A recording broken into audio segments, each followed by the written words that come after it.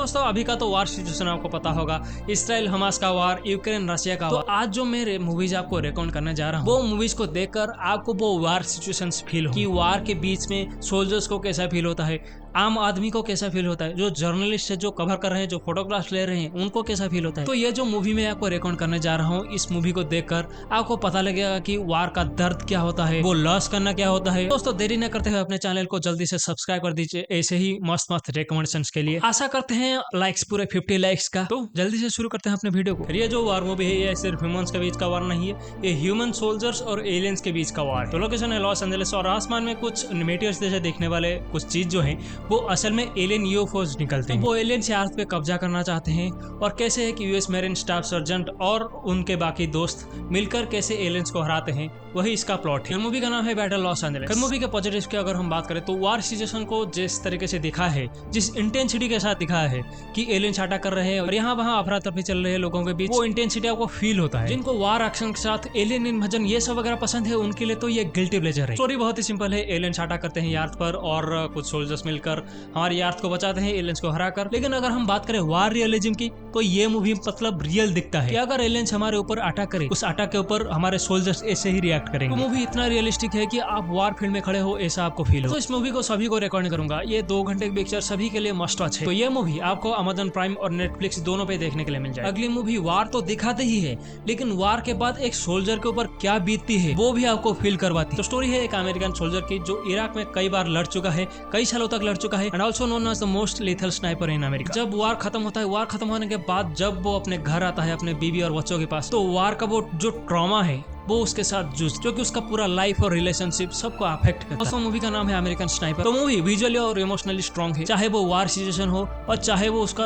Family के साथ जो रिलेशन दिखाया गया है। मूवी को और भी एंगेजिंग बनाता है उस मूवी का बीजीएम। ऐसे ही नहीं, ये मूवी एक बार एकेडमी अवार्ड जीत चुकी है for the best sound editing. तो नेगेटिव्स की अगर हम बात करें तो मूवी पूरा 2 घंटे 13 मिनट की है। तो वार खत्म होने के बाद जब वो उसके फैमिली के पास जाता है और जो ट्रॉमा वगैरह वो सब दिखाता है वो थोड़ा लेंदी हो जाता है। फिर कुछ लोगों को ये थोड़ा लेंदी लग सकता है। फिर एक सोल्जर जंग में जाने के बाद उसके साथ क्या बीतता है, किस ट्रॉमा के साथ जूझता है, अगर उसके बारे में जानना चाहते हो और उसको महसूस करना चाहते हो तो ये मूवी आपके लिए मस्ट वॉच। अगली मूवी भाई इतना इंटरेस्टिंग, एंगेजिंग और इतना रियलिस्टिक है कि फिर मैं क्या बताऊं। मूवी ऑलरेडी ऑस्कर्स जीत चुकी है for the best international film. वैसे एक जर्मन मूवी है और मूवी का नाम है all quite at the western front. तो बात है वर्ल्ड वॉर 1 की। तो पॉल बमर एक सोल्जर होता है, वो और उसका क्लासमेट आर्मी में ज्वाइन कर लेते हैं, खुद को एनलिस्ट कर लेते हैं आर्मी में। जब वो जंग में जाते हैं उनको पता लगता है कि द रियलिटी ऑफ वॉर, और जब जंग खत्म हो चुकी है और जर्मनी सरेंडर कर चुके हैं तो वेस्टर्न फ्रंट पर कोई जवाब नहीं, मतलब कि क्या हुआ है। लेकिन वो सोल्जर्स अभी भी वार को लड़ रहे हैं, उनको पता नहीं है कि वार खत्म हो चुका है। भाई मूवी इतना इंटेंस और रॉ है कि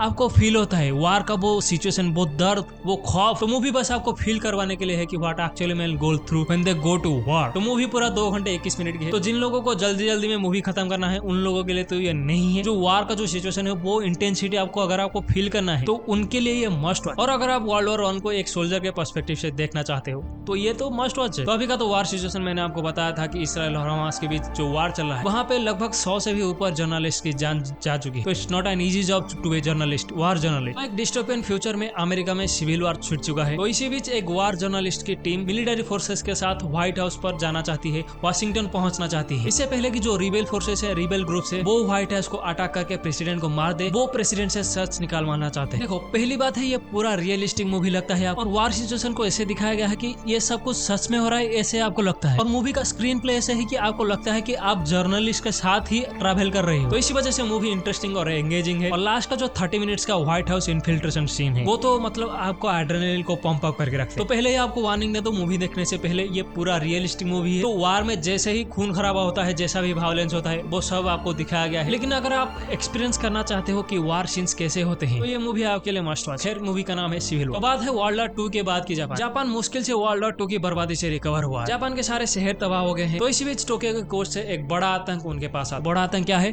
गोजिला। फिर गोजिला तबाही लाता है और उसके बाद तो जापान मतलब वार की वजह से 0 में था। गोजिला की अटैक की वजह से जापान पूरा -1 में चला। तो मूवी का नाम है गोजिला -1। मूवी में दिखाया गया है कि कैसे गोजिला को हराने के लिए शिकीशिमा एक नाम का एक कामिकाजे पायलट, उस पायलट को एक आखिरी अपॉर्चुनिटी मिलता है कि गोजिला को हराने। तो वो गोजिला को कैसे वो हराते हैं वो मूवी हमें आपको देखना चाहिए। ये आपकी कोई रेगुलर मॉन्स्टर हॉर्स वाली गोजिला मूवी नहीं। हाल ही में हॉलीवुड में आपने जो भी गोजिला मूवीज देखे होंगे वो तो देखकर आपको मजे आ रहे हो, लेकिन ये वैसा नहीं, ये कुछ अलग है। तो ये जो 2 घंटे की जापानीज पिक्चर ये आपको फील करवाता है कि दर्द, रोष, किसी को खोना, ये सब आपको फील करवा। किसी वजह से इस मूवी में वो सारे इमोशंस है जो कि एक मूवी में होना चाहिए। ये मूवी आपको बताता है कि गॉडजिला जो एक कैरेक्टर है उसको इन द फर्स्ट प्लेस क्यों क्रिएट किया गया। तो सारे एक्टर्स की एक्टिंग को तो तारीफ करनी पड़ेगी, लेकिन वीएफएक्स सीजे उसकी तो तारीफ करनी पड़ेगी। ऐसा ही नहीं, मूवी ऑस्कर जीत चुकी है फॉर द बेस्ट वीएफएक्स। तो अगर आप गॉडजिला को एक डिफरेंट पर्सपेक्टिव से देखना चाहते हो, एक ह्यूमन पर्सपेक्टिव, तो ये मूवी आपको जरूर देखना चाहिए। ये मूवी आप सभी को मैं रिकमेंड करना चाहूंगा। दोस्तों बस आज का रिकमेंडेशन इतना है। आशा करता हूँ ये रिकमेंडेशन आपको बहुत पसंद आया होगा। इस रिकमेंडेशन को अपने दोस्तों के साथ शेयर कर दीजिए, अपने फैमिली के साथ शेयर कर दीजिए, तो जिनको वार का वो सिचुएशन फील करवाना है, ये आप सभी को रिकमेंड करो। आज के लिए बस नहीं।